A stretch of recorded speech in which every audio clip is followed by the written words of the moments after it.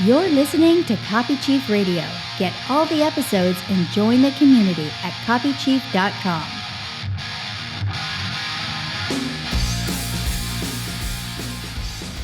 Hey everybody, what's up? It's Kev. Welcome. Thank you for being here. I'm excited about this because we're going to get super specific today about two things.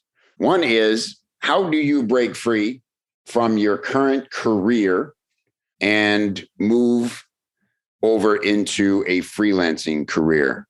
I mean, whether it's copywriting or not. Obviously, we have a lot of experience with helping copywriters grow a freelance career, but no matter what, it looks the same. There's all the obstacles are the same.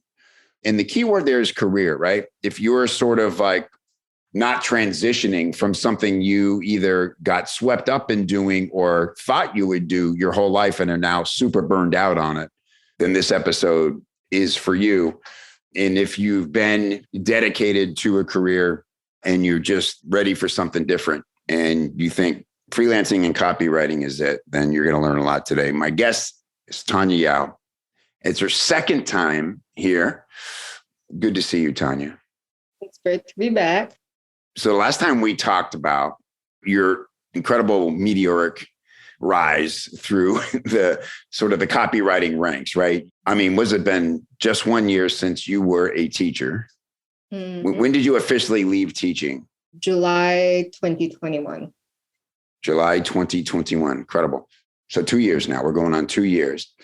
Over that time, just to recap, you found copywriting, found Copy Chief, found Joshua Lee Henry in the world of financial copywriting, very quickly stood out to him as somebody with a lot of natural ability, skill, talent, very dedicated student.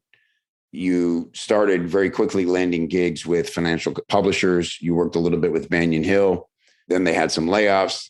Then you went to Cardone as a junior writer, quickly elevated to senior writer, and then they actually created a position for you there as assistant copy chief, which is pretty amazing. You were working with Pete Coyne, who is one of the top copywriters on the planet. And he's the one who created the position for you and wanted you to be his assistant copy chief. So an amazing journey. Says a lot about you, your character, your talent, your dedication.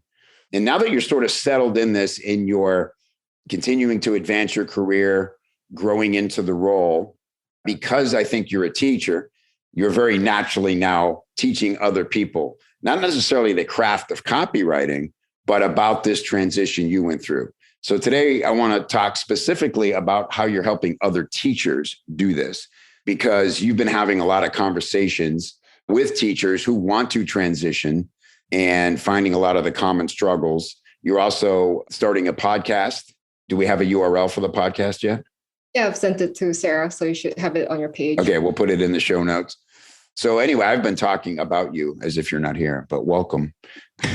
Let's just talk to teachers specifically at first, because I'm dying to hear what you're learning, because that's a very unique thing, right? You work. Everybody knows it's a super stressful job. It's probably pretty thankless. You always have to go above and beyond if you care about it, want to be good at it. And then you get these 3 months off or 2.5 months off, whatever, in the summer. And it must be great, but also, oh my God, I have to now go do another tour as if you were in the military, right? Is it kind of like that? So as a former teacher from Singapore, I'm actually very jealous of my American counterparts, because you guys get 2.5 to 3 months. I think I got 1 month summer, and then another month in December, or 1.5 months. And then we'll get a week off in March and September.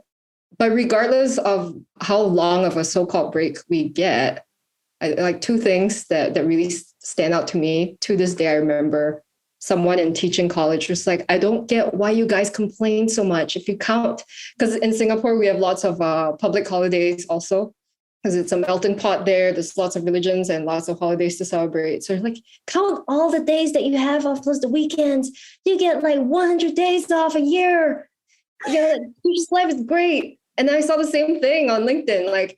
Someone wrote, it's not natural to have a job where you need 3 months to recover. Yeah. to rest. So recently I when I was browsing on LinkedIn, the hashtag like exit, like exit, but with a D, and then Oh yeah. teachers. Yeah, lots of teachers saying goodbye to their class Interesting. for the last time. They're ready to move on. I suppose every year in the summertime we'll see lots of that.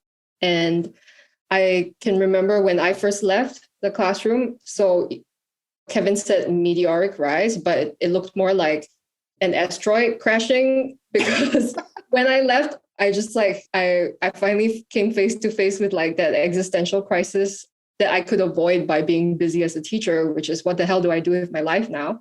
I was trained as an artist and a writer. So I spent a lot of days just having a lot of fun with my art. And now I recognize that was like the compassionate thing to do. But in Singapore, I saw so many teachers who left, who so swiftly moved on to the next thing. Like another job. Yeah. Didn't take time to explore what they want. Yeah. Mm-hmm. They come back at lunch and they're like, oh, it's so much quieter. And like some people would move on to different parts of the government and hear about how much quieter it is elsewhere. Yeah, I put that pressure on myself. Like I need to figure this out ASAP. But I was also escaping from that pressure but I was drawing a lot every day, catching up on a lot of sleep.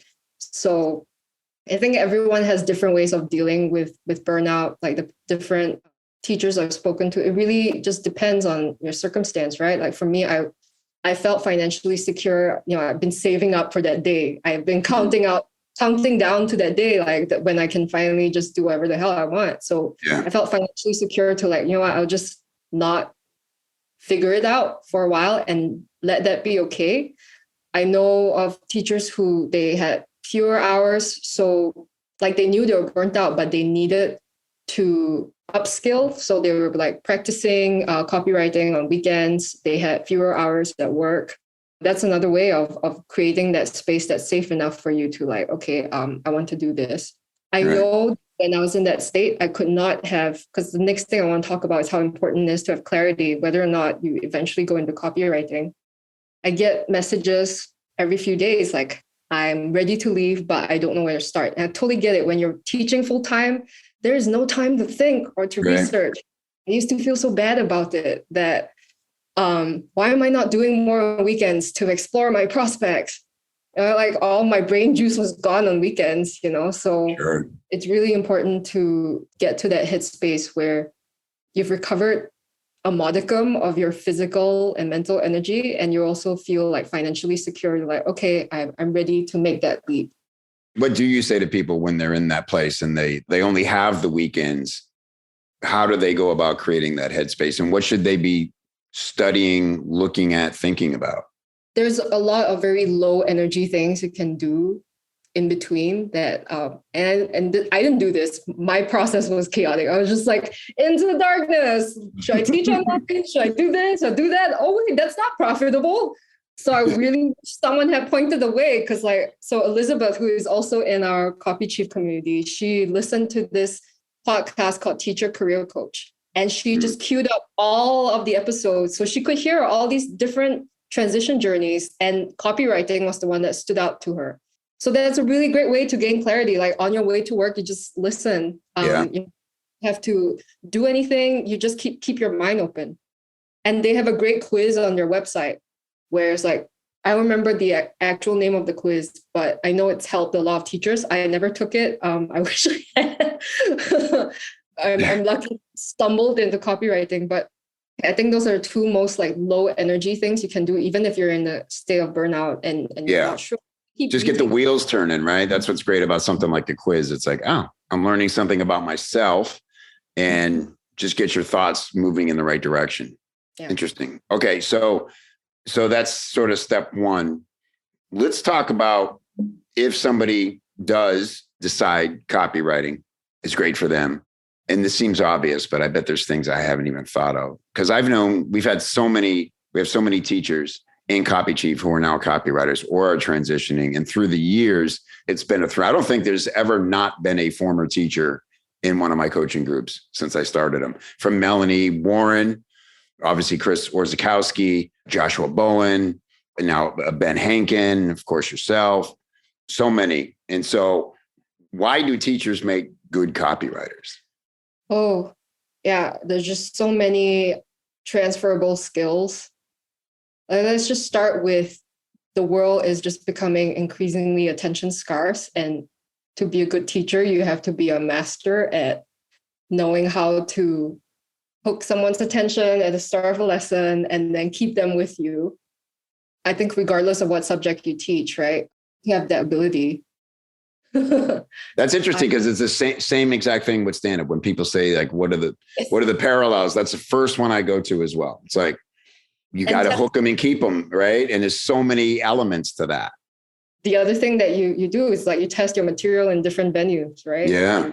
What resonates with different audiences. I don't know how it might be different in America, but I would teach the same lesson to like 5 different groups. And it's a bit like stand-up. At a certain point, you know which part of the lesson they start laughing, which part they go, ooh, something works super well with one group and you go to the next group and it's just crickets. Right. Which is this, besides the getting their attention, is that deep understanding of your audience. Right. That's interesting. I never really thought about that. They're the exact same thing. The difference is you have to do 5 shows a day. Comics typically only have to do 1 or maybe 2, right? It's the same exact thing, though. You're literally standing in front of a live audience, telling the same things and iterating what parts of them work and don't. I don't know why I never thought of that before. That's really fascinating.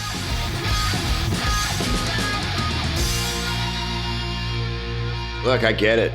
I know there's so many communities. I'm doing air quotes, communities for entrepreneurs out there, all filled with their own version of overnight experts chirping at you from behind the screen. You got your Facebook groups, your Clubhouse rooms, just experts galore. How often do you feel like you're being pinballed around from thing to thing and picking up a little bit, a little piece there? How much of that is actually making it into your brain and your fingers and your business and affecting your money? How many of these people are actually out there in the field getting their hands dirty and testing to find out what actually works and what flops? Well, in the Copy Chief community, a real community, you get shoulder to shoulder with the most active, successful marketers working in the trenches today, all while learning from industry legends who rarely teach anywhere else, if ever. Copy Chief is an amazing community, super newbie friendly. Also, you'll find, elite level marketers and copywriters in there. They're all working to become the best at their craft, get paid top dollar for their skills, stay ahead of the competition by keeping their finger on the pulse of what's working now. That's the X factor when you're backed up by a community and you can get any question you have answered by people who actually do this stuff and can tell you from real world experience what to do for your project, for your offer, for your funnel, for your clients. Man, you're unstoppable when you've got that kind of confidence. Go check us out at copychief.com/join. If you've never been a member, you're going to see what you've been missing and you're going to say, where has this been all my life? And if you've been a member in the past, I would invite you to come and check out all the new stuff. We've completely updated all the tech. So we're on brand new platforms. Everything is slick and smooth and easy to access. And it's never been better. Copychief.com/join. I'll look for you inside.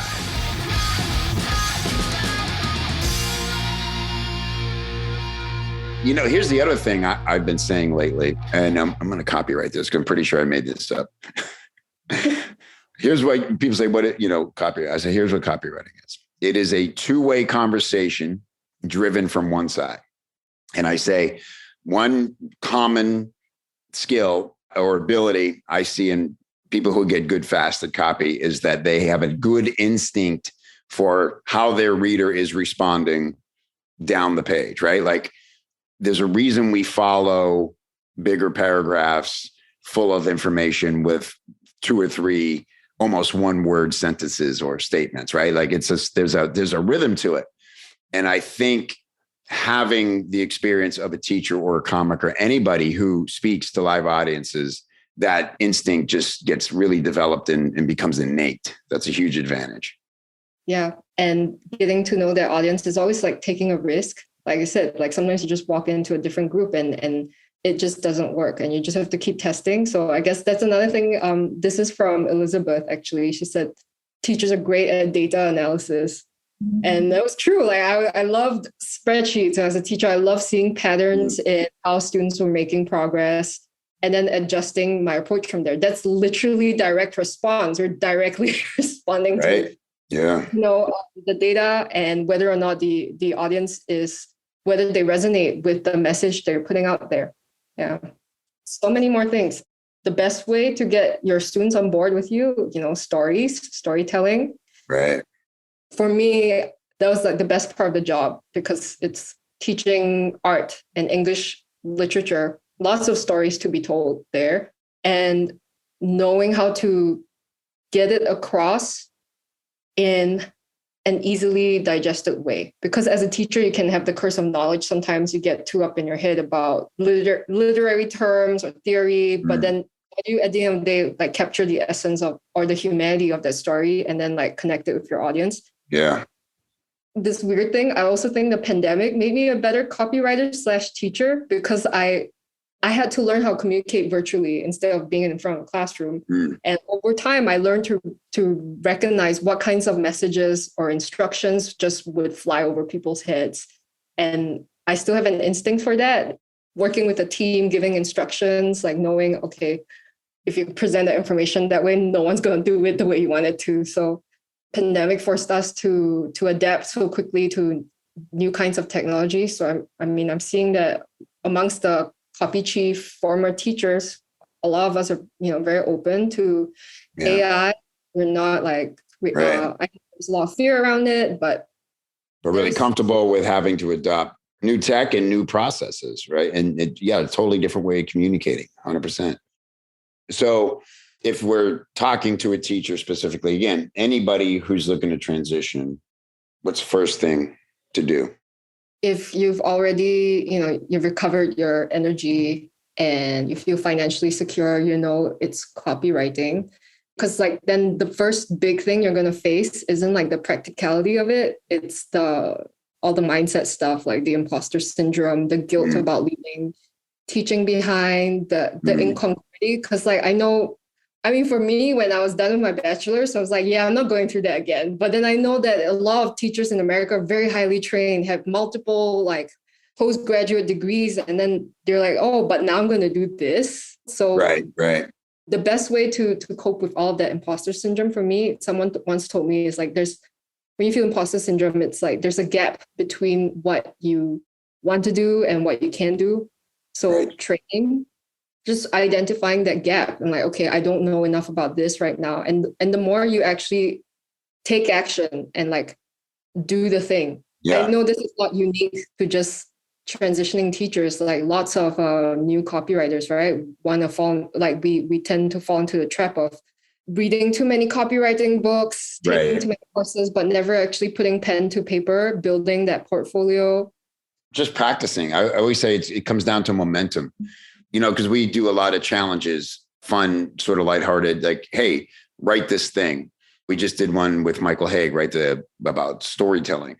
And everybody wrote story-based emails. And it's so valuable to see your instincts against your peers' instincts. And I was telling people, it's some people may be naturally better writers or just been doing it longer.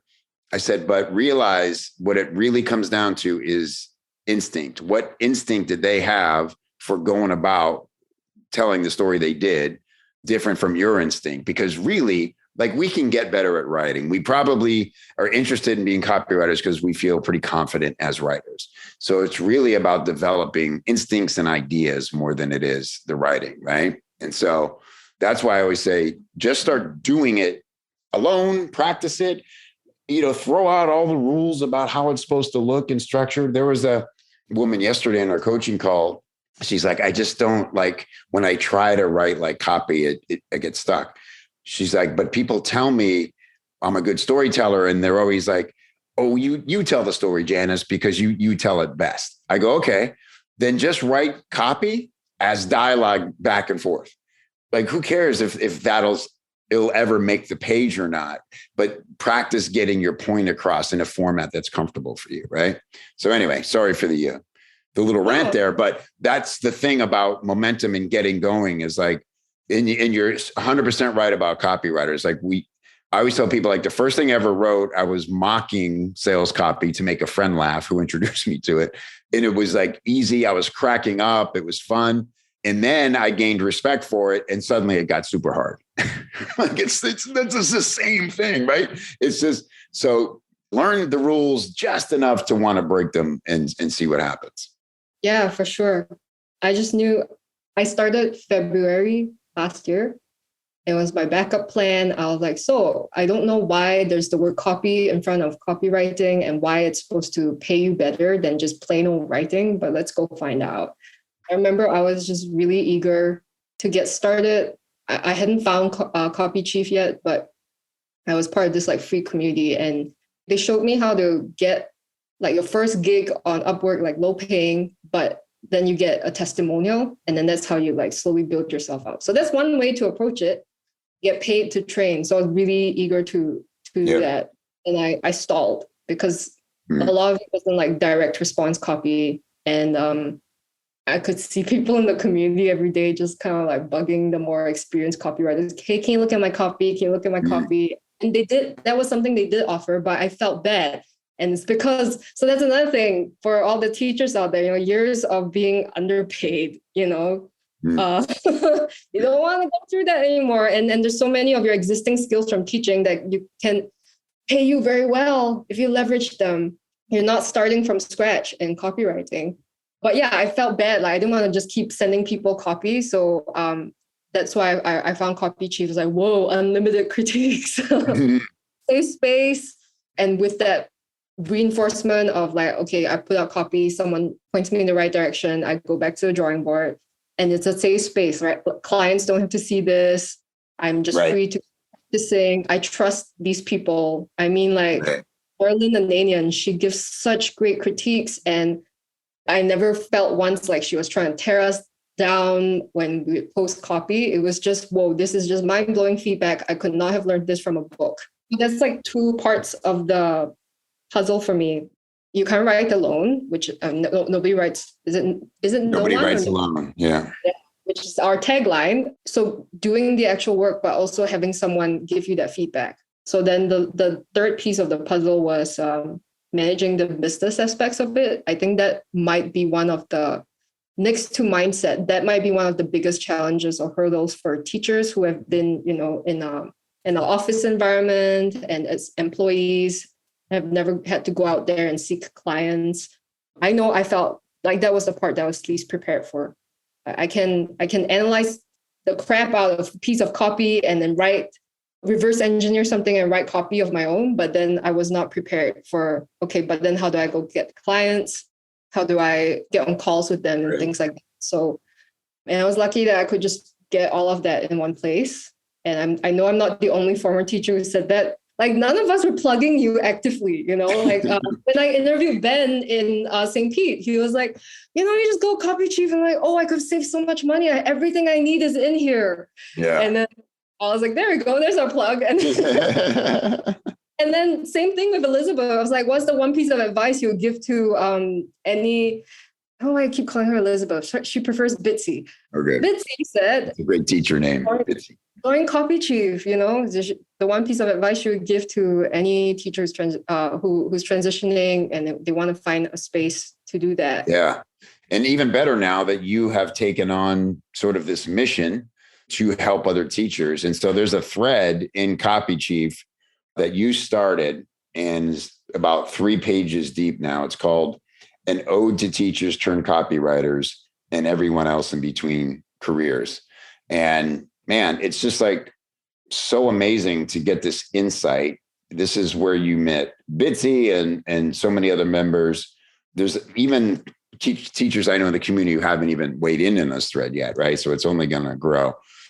So if you are a teacher and you want to transition, you're interested in copywriting, I'll pitch Copy Chief and tell you, if you're unsure and you want to check it out, everybody should always know that the first 30 days is completely risk-free. We are not here to keep people paying us that aren't getting value. So if you spend 30 days in there and say, this isn't what I thought, or it's not for me, you just write to support@copychief.com and you say, I'd like a refund, this isn't for me. And we say, no worries. Then you go to copychief.com/join to do that. And Tania, I'm going to link your podcast. Has it officially launched yet? Or is it upcoming? Yeah. Oh, wow. It's out there. Okay, cool. Wow. You're such a quick start. Do you know your Colby? You have to be a quick start.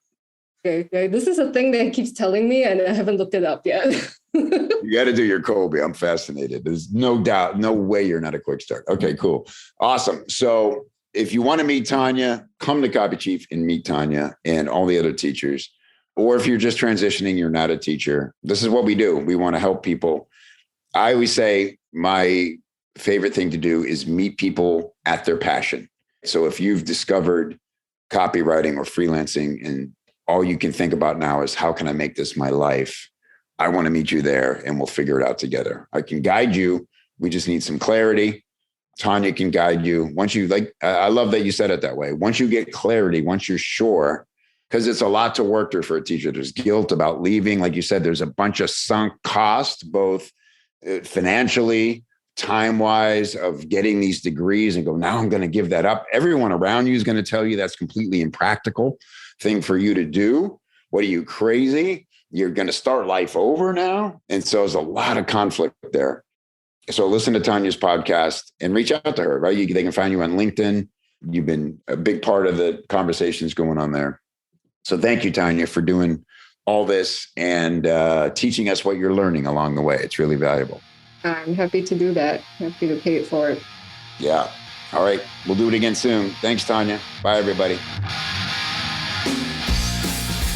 Hey, don't forget your goodies. Head over to copychief.com/copychiefradio to get some great free stuff to help you put the things you hear on the show into action for your business. copychief.com/CCR.